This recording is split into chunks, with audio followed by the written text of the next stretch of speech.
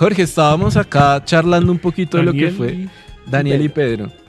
Estábamos charlando un poquito de lo que fue ese retiro espiritual de todo lo que va a ser el nuevo gobierno este 7 de agosto. Y queríamos charlar con usted, pues, cómo ha visto esa salida primero del gobierno Petro y después para hablar un poquito de lo que puede venir con este nuevo gobierno. Pero primero, pues, hemos visto la semana pasada hablamos un montón en este programa de cómo está saliendo Petro con un halo de corrupción gigante. Toda la matriz mediática está hablando de Angie Rodríguez, está hablando de Juliana Guerrero, de los líos de corrupción en el gobierno. ¿A qué obedece eso? ¿Por qué estamos hablando de eso pese a todo lo que se puede hablar de lo que hizo Petro estos 4 años? Bueno, primero, muchas gracias por invitarme a este programa. Segundo, debo dejar muy en claro que tenemos que rechazar la corrupción. Es una mancha del gobierno progresista de Gustavo Petro, esos hechos de corrupción. Eso no se tolera. No ganamos el gobierno para hacer ese tipo de acciones. Y eso debe saberlo la ciudadanía, debe entenderlo. Uno no puede estar, ahí no hay justificación ni hay ninguna explicación posible. Dicho esto, yo he dicho hoy o ayer que hay una operación de desprestigio del presidente Gustavo Petro.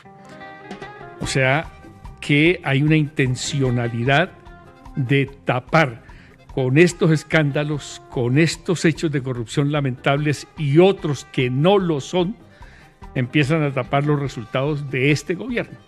Y eso sí es grave, porque se genera una matriz de opinión que nos daña la posibilidad de mostrar los resultados del gobierno.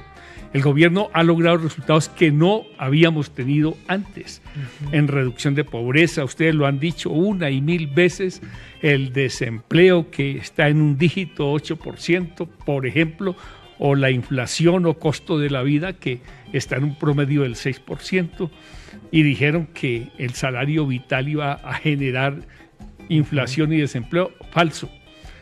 Pero no solo eso, hay muchos indicadores. Ojalá la gente pudiera ver el informe de empalme que hizo Departamento Nacional de Planeación. Yo voy a hacer un solo dato adicional que no se habla mucho de eso. Ustedes saben cuántos turistas han llegado a Colombia desde que Petro es presidente. O mejor aún, desde que se anunció Colombia, el país de la belleza, que fue quienes fuimos embajadores, mucho hicimos para atraer turistas. Y llegaron 24 millones de colombianos. Vamos para 25. ¿Y sabes cuánto deja un turista extranjero en Colombia por venir a Colombia? En promedio, $1,000. Quiere decir que estamos casi en 24.000 o más de 24.000 millones de dólares que han ingresado por esa promoción de país que logró este gobierno. Hay muchas cosas más, pero lo que se quiere es invisibilizar, ocultar, tergiversar. Y lo más peligroso es que esto lo hacen para quitarle imagen favorable a Petro. Estaba en 52%. Vamos a ver la próxima encuesta, seguramente va a caer y ellos van a celebrar, porque la matriz de opinión dice, este señor fue un corrupto, este gobierno es un desastre, entonces viene El Salvador. Pero es falso, y peor aún, lo quieren llevar a ese nivel de impopularidad para que si un gobierno extranjero, llámese Estados Unidos, por ejemplo, deciden causarlo penalmente, como lo han hecho con otros líderes de América Latina, y se lo llevan extraditado, la gente no proteste. Y creo que están jugando con candela, y eso es muy peligroso en el tema específico del gobierno saliente, con todas las críticas que tenemos que hacerle al gobierno. El otro asunto es el llamado retiro espiritual. Pero si quieres dividimos, porque creo que es el agua y el aceite. Empezamos a hablar de eso. De acuerdo, sí, adelante. Yo, sobre todo nos llama la atención, usted pues viene de ser vicecanciller, como lo mencionaba Daniel en un inicio, por lo tanto, digamos que hizo parte de esta nueva burocracia, por llamarlo de alguna manera, que intentó promover y que logró promover el gobierno del cambio, que tenía una mentalidad absolutamente diferente sobre para qué son y para qué sirven las instituciones, cuál debe ser su papel. Y lo que parece empezamos a ver es la hipótesis totalmente contraria. Entonces Entonces, ¿usted cómo ve eso? Como desde su experiencia sobre ese aspecto institucional y lo que ve ahora, ¿qué reflexiones le empieza a dejar estos nombramientos? Bueno, yo debo decir que quienes hemos transitado por la izquierda desde hace muchos años, ustedes no habían nacido, ya estábamos nosotros enfrentando el estado de sitio, quienes hemos militado en la izquierda y celebramos la llegada al gobierno del presidente Petro, tenemos la convicción de que vinimos a hacer un cambio. Pero hubo equivocaciones. Llegó otra gente que no era de izquierda y no es porque seamos sectarios, sino porque llegaron a abusar del gobierno. Y ustedes saben los nombres porque se han dicho una y otra vez. Ustedes dicen que yo fui vicecanciller, yo también fui director del DAPRE. Sí, claro. Y esos entre dos grandes directoras, ¿no? Laura Sarabia y Angie Rodríguez, ahí en la mitad. Yo le recibí a Laura Sarabia y le entregué a Angie Rodríguez. Duré 10 días. ¿Por qué yo duré 10 días apenas en el DAPRE si había logrado con Gustavo Petro tener el ejercicio de confianza política y personal que nos permitía sacar adelante los proyectos del gobierno? ¿Por qué me tocó renunciar? Porque hay quienes dicen, no, que a Jorge Rojas lo sacaron. No, yo renuncié. Yo no renuncié haciendo alaraca, ni cuestionando al presidente Petro. Pero hoy lo voy a decir en este programa. Yo le dije, presidente, yo respaldo plenamente su gobierno, nuestro gobierno, pero yo no estoy de acuerdo con lo que está pasando aquí en el DAPRE. Y eso tenía que ver con 2 personas, Armando Benedetti y Juliana Guerrero. Y eso fue en enero del año pasado. Desde ese momento tenía influencia total en el DAPRE. Porque el presidente tenía, él toma las decisiones y él decidió darles todo el poder a esos 2 personajes y venía de habérselo dado a otra persona que se llama Laura Sarabia, y esas personas le hicieron mucho daño al gobierno progresista. Yo me podía quedar sometiéndome a Benedetti. Yo no lo iba a hacer por convicción, por dignidad, por decisión política. Tampoco salía a despotricar del gobierno. Es más, sigo defendiendo el gobierno, pero con una visión crítica, porque me parece que es un gobierno que le abrió las puertas del cambio al país. No nos alcanzó, faltó mucho por hacer, pero yo creo que mi renuncia envejeció muy bien y me siento no tranquilo con el país y lo que está pasando, pero por lo menos yo tengo eso que llaman tranquilidad de conciencia, que no sé cómo es, porque parece como muy espiritual. Dormir tranquilo, algo que no muchos que pasan por... bueno, dormir al menos. Poder dormir. Hay una pregunta que de pronto es muy naif, pero yo creo que la inmensa mayoría de los votantes, desde los militantes hasta los votantes orgánicos del pacto histórico, del proyecto del gobierno progresista, tenemos, y es por qué esa gente llegó a esos cargos y por qué contaron con lo que, al menos desde la perspectiva de afuera de las instituciones, se ve como un respaldo. ¿Cuál es la explicación que se puede dar para que esas personas estén y se hayan mantenido ahí tanto tiempo? El presidente decidió mantenerlas. Mire que a la señora Angie la vinieron a sacar la semana pasada, después de todo el daño que hizo. Y a Laura la premiaron con una embajada, después de todo el daño que hizo. Y no cualquier embajada, y ¿no? Todavía tenemos un ministerio del Interior, un ministro del Interior que anda de agache, no ha hablado estos días. Sí, el que hablaba todos los días sí. Está callado. Esas personas le hicieron mucho daño al gobierno. Claro, hay un jefe, es el presidente de la República, el presidente toma sus decisiones, a veces acertadas, seguramente se ha equivocado, seguramente ha cometido los peores errores que, si ustedes quieren, por la presión, por lo que implica, pero ahí hay un problema que tiene que ver con unas decisiones del presidente. Pero el problema no es solo en la Casa de Nariño. El problema es que usted iba por la costa Caribe, por el Pacífico, y empezaba a ver las instituciones del gobierno progresista en manos de uribistas, abelardistas, Partido Conservador.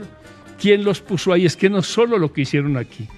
Mientras que la gente que se la jugó toda por la candidatura de Petro, participó en la campaña, ni siquiera le dieron las gracias. Eso duele mucho y esas bases hay que escucharlas y hay que consultarlas.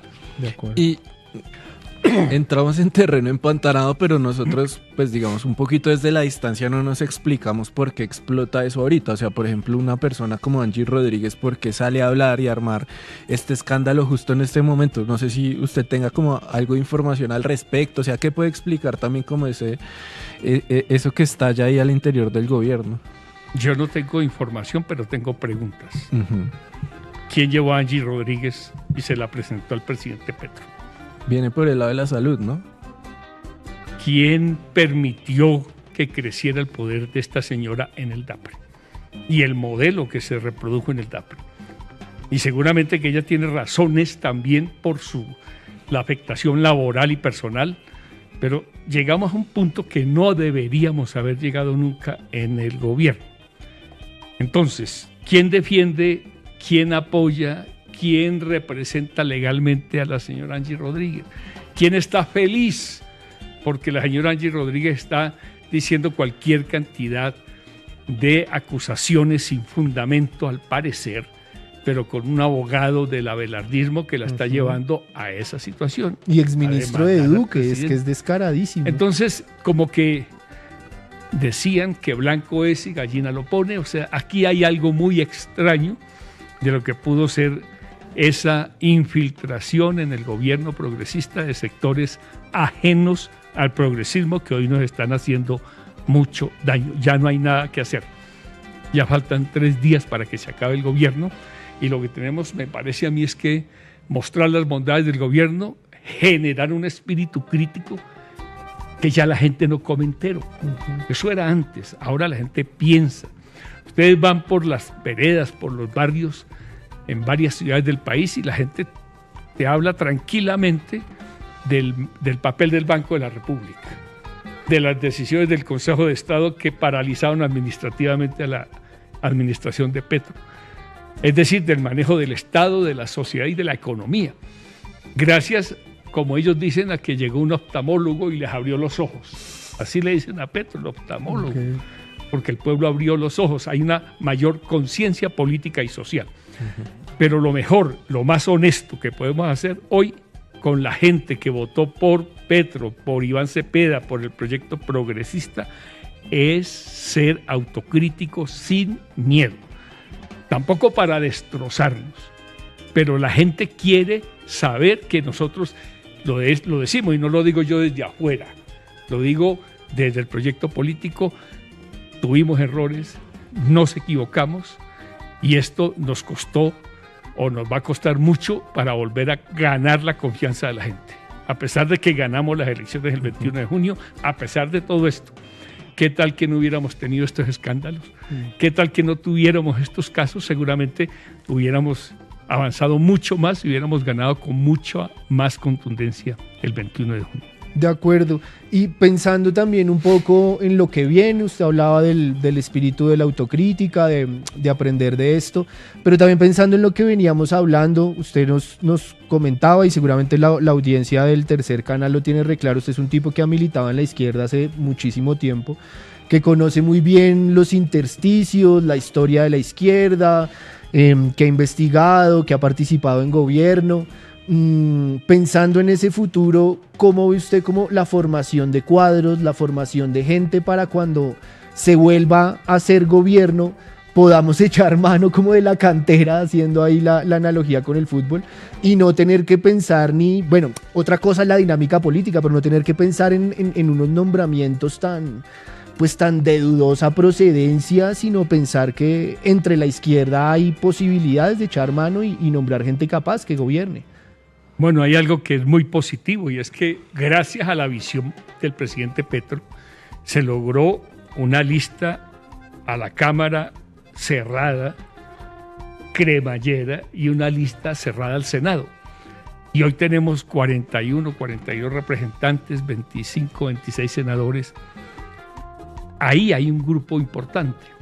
Siempre habrá manguitos. No vaya a creer que la cosecha de mangos en Colombia es permanente, pero hay unos liderazgos juveniles, no solo los influencers, que es un acontecimiento de la política que hay que valorar mucho más, pero mujeres, hombres, jóvenes que están abriendo el camino de un liderazgo político. Yo debo decir, porque los he escuchado en sus primeras de cambio, en sus primeras intervenciones, que tenemos un liderazgo colectivo en formación. Okay. Que son los nuevos y los que ya estaban, como María Fernanda Carrascal, por ejemplo. Para no mencionar sino una sola, pero hay muchos más de esta bancada parlamentaria que muestra un liderazgo colectivo. Yo lo voy a decir con plena claridad, no me gustan los caudillismos, me gusta la dirección colectiva.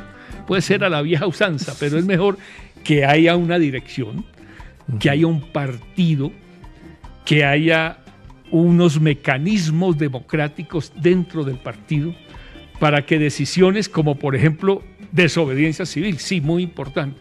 ¿Quién toma la decisión? ¿El partido? ¿Se le consultó al pueblo? Solo una pregunta. O incluso lo mismo puede ser otras decisiones que se han adoptado.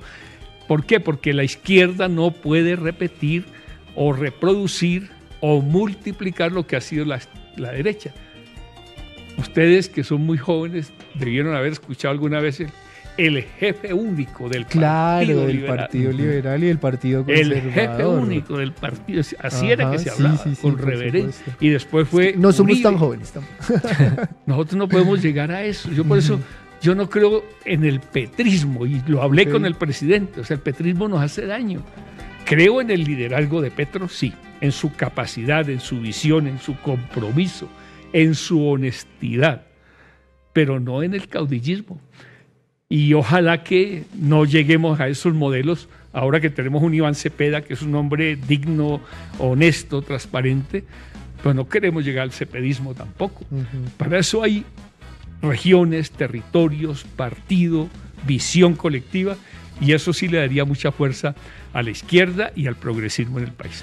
De eso se ha hablado un montón también estas semanas, y es cuál es el rol de Petro ahora, ¿no? O sea, ahí lo vimos en su discurso en Ciudad Bolívar, dando luces de hacia dónde debería caminar el pacto histórico, el progresismo. Hablaba de Bogotá, hay gente que ya lo pone como candidato a la alcaldía. Para usted, ¿cuál debería ser ese rol de Petro? ¿El man debería ser el jefe de la oposición, así como lo venimos hablando, o más bien dejarle espacio como a esta nueva gente que también se viene fogueando? Lo primero que yo debería decir para responder a su pregunta es: Petro debe descansar, porque quizás el país no sabe lo que significa la presión que ha tenido estos 4 años, que no solo son estos 4 años, sino cuando fue jefe de oposición, pero también cuando fue alcalde, pero también cuando fue senador. Una vida dedicada a una lucha política en la que siempre lo han acusado falsamente. Yo estaba haciendo un trabajo de investigación que no termino. ¿Cuántas denuncias le han hecho a Petro que han resultado legalmente falsas? ¿O cuántas denuncias que ha hecho Petro han resultado legalmente ciertas? Y el costo político, personal, familiar de eso es muy grande. Cuando yo me fui del DAPRE, porque la gente piensa que yo salí de pelea con Petro, no, yo salí criticando a Petro, pero apoyando a Petro. Cuando yo salí del DAPRE, yo le escribí un mensaje. Yo admiro su capacidad de resistencia, porque el hombre todas las mañanas encuentra un escándalo nuevo, una acusación falsa contra él, contra su familia. Además de las acusaciones y las críticas justas, ojo, que también hacen mía. Si me equivoqué, ha dicho él, me equivoqué en nombrar a. Entonces, eso muestra un hombre que a pesar de su fortaleza también tiene necesidad de frenar, de parar, de pensar, de descansar. Porque esto afecta. 2, él es un líder político. Él no va a salir a los cuarteles de invierno. No hablemos de cuartel, no quiero hablar nada que tenga que ver con militares. Porque acaba de sacar Petro un trino que yo no comparto. Acaba de hablar de guardias libertadoras y milicias, porque eso no nos sirve. Eso es muy peligroso, porque estamos llevando al país a una situación, claro que hay que protestar, claro, pero es la resistencia pacífica, hasta donde lo deje y lo permita, porque lo que viene es muy peligroso para el país, yo lo sé. Pues la izquierda no puede en ningún momento salirse de la línea de la no violencia. y no me gustó el último trino del presidente Petro, yo tengo que decirlo, pero comulgo con él en la resistencia. Yo me quedo con el discurso de Petro el 20 de julio y en el Congreso el 20 de julio, que fue el mejor discurso de estadista de Gustavo Petro y el mejor discurso político de Petro en el 20 de julio. Pero Petro tiene que parar y descansar y salir a hacer lo que él va a hacer, resistencia. Puede que sea candidato, no sé. Imagínense, está Abelardo de la Esprida, presidente, Gustavo Petro, alcalde dentro de un año. Pues lindo en octubre del año panorama. entrante. O desde enero del 2028. No sabemos, la política va a generar, además hay nuevos liderazgos. Yo creo que Petro también entiende, así como promocionó a unas figuras jóvenes, lo hizo de buena fe y se equivocó o lo respondieron mal. Así también él le ha dado a muchos sectores juveniles la posibilidad. Es que antes uno para ser representante a la Cámara, eso era... No, ahora eso uno, era de los... mira, hoy hablamos contigo y dentro de... representante a la Cámara. Bueno, por favor. Que así sea, por favor, que así sea. Con la Biblia en mano. Con la Biblia, posesionándose con la Biblia en la mano. No, y es cierto, hay, por supuesto que todos estos casos mediáticos de los que estamos hablando y que se están rechazando son muy ruidosos, pero también hubo unos nombramientos y hubo unas venias, por decirlo así, que salieron bien, que son cuadros políticos importantes en el legislativo o que en el ejecutivo hicieron una buenísima labor. Pero yo quería preguntarle también, cambiando un poquito de tema, su merced fue vicecanciller, ahora tendremos de canciller a Omar Bula, un tipo, mejor dicho, conspiranoico hasta la saciedad, muy amigo de las políticas anti-inmigración de las grandes potencias, muy amigo de estar cerca de Israel, bueno, con las medidas que hemos venido viendo últimamente. Entonces quería preguntarle a usted cómo ve ese nombramiento y en qué puede cambiar la Cancillería que teníamos o que tendremos hasta el 7 de agosto con lo que viene con este nuevo canciller.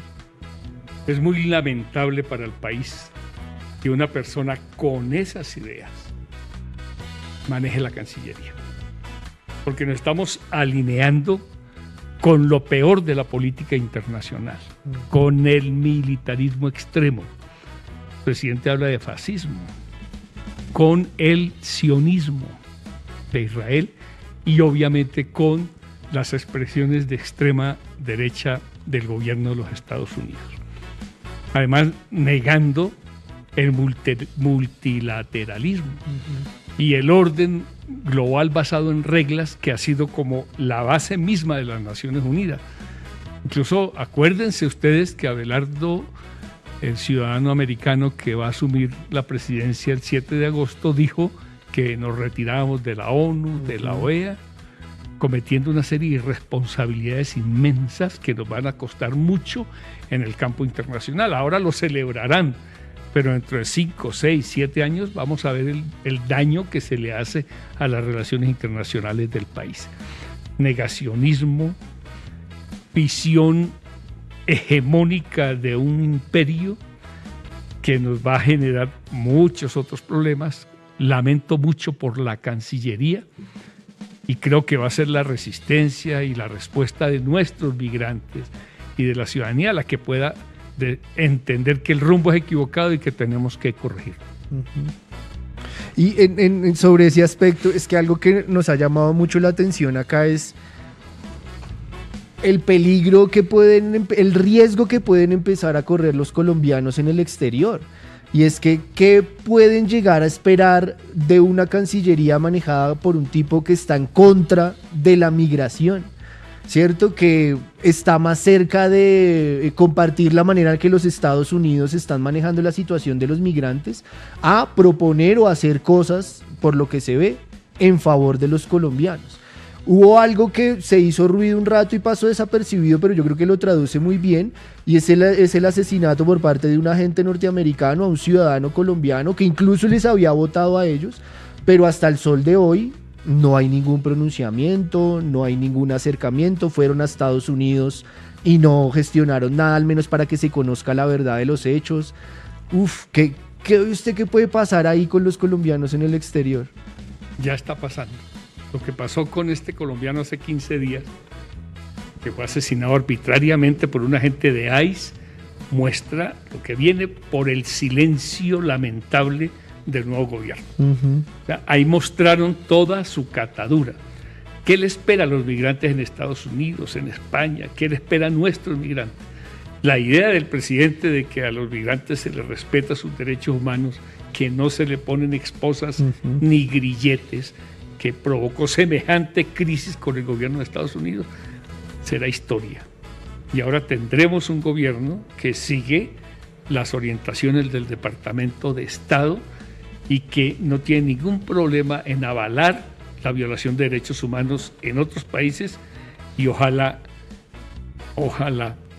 esté equivocado, pero va a hacer lo mismo dentro de Colombia. Porque lo que viene para Colombia en términos de derechos humanos, y ahí reivindico mi condición de defensor, es muy grave. Yo lo voy a poner en estos términos.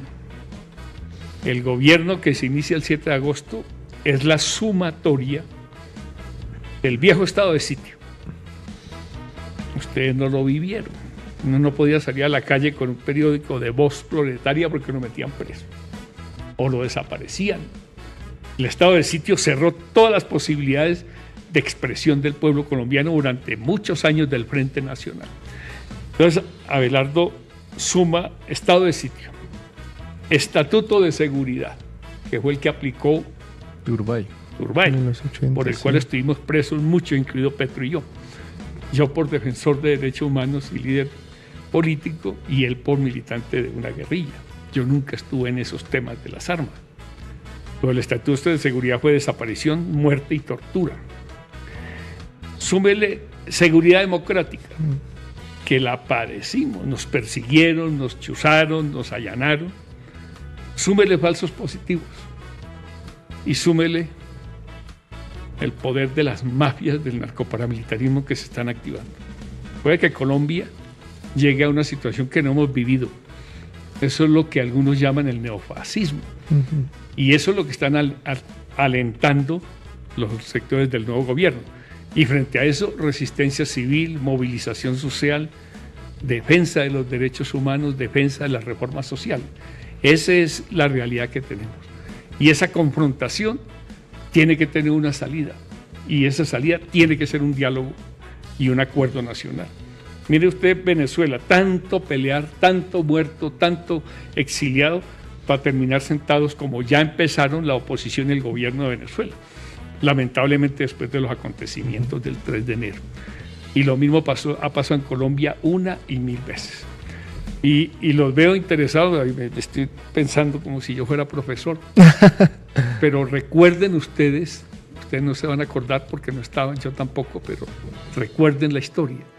¿Qué pasó el 7 de agosto de 1950? Del 50.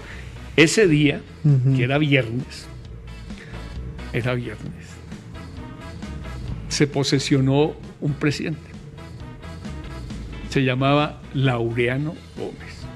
Algunos le decían el monstruo. Laureano Gómez se posesionó ante la Corte Suprema de Justicia porque el Congreso estaba cerrado. Lo cerró Mariano Ospina Pérez y lo cerró después de que mataron a Gaitán.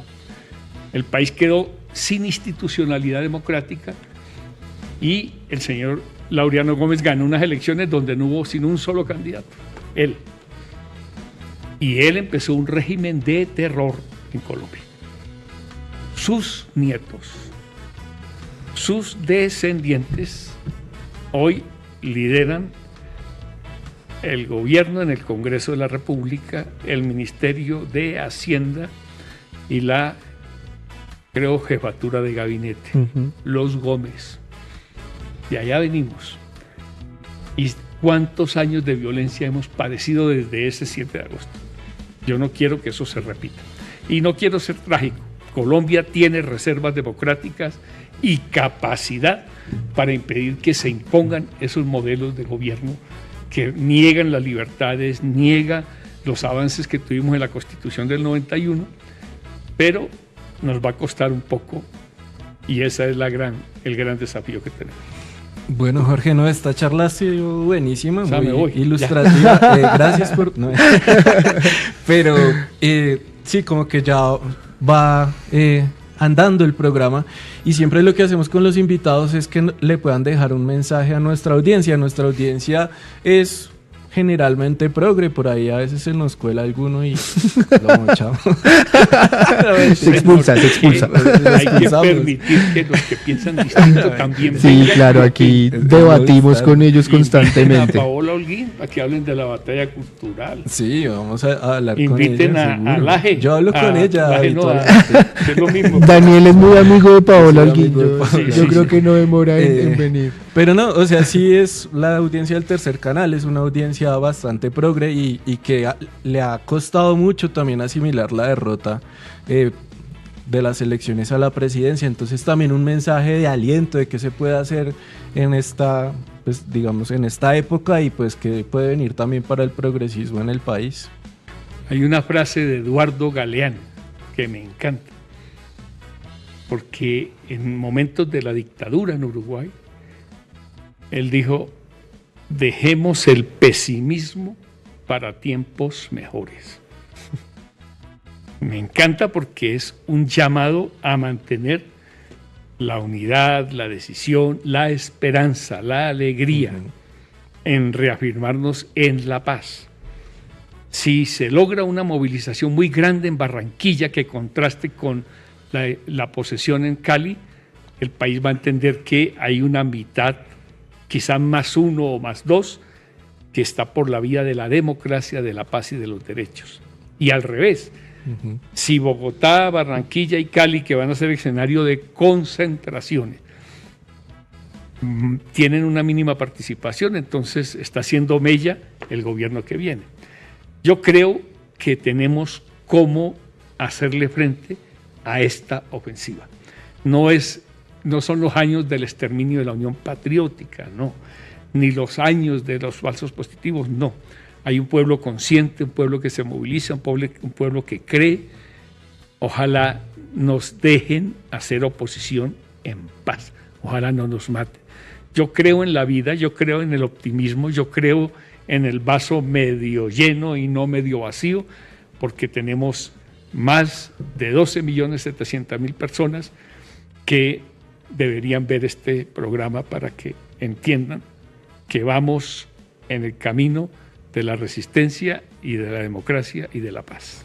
Eso es, gran mensaje con nosotros. Jorge Rojas estuvo el día de hoy. Muchas gracias de verdad por acompañarnos, por estar acá en el Tercer Canal, y pues hablando también de estas cosas que a veces pasa mucho, es como que de movilización en movilización y nunca nos sentamos a hablar pues de qué es lo que hay que hacer, qué se ha hecho mal, y pues nos ayuda un montón también estas palabras. Muchas gracias, Jorge. A ustedes muchas gracias, me gustó mucho. Ayúdanos a seguir con nuestra labor periodística a través de nuestro NECI 310-779-3518. Lo hiciste artísticamente y lo hiciste con las víctimas, que eso es un mensaje a dar. Caminamos juntos, todos con el progresismo por las calles defendiendo el plebiscito por el sí. ¿Cuál es la capacidad de generación de vivienda? ¿Los subsidios para quién son? Diciendo que le vamos a quitar los privilegios a los políticos. La política no descansó este fin de semana con estos personajes señalados por corrupción. Sí, señora, sí, señores.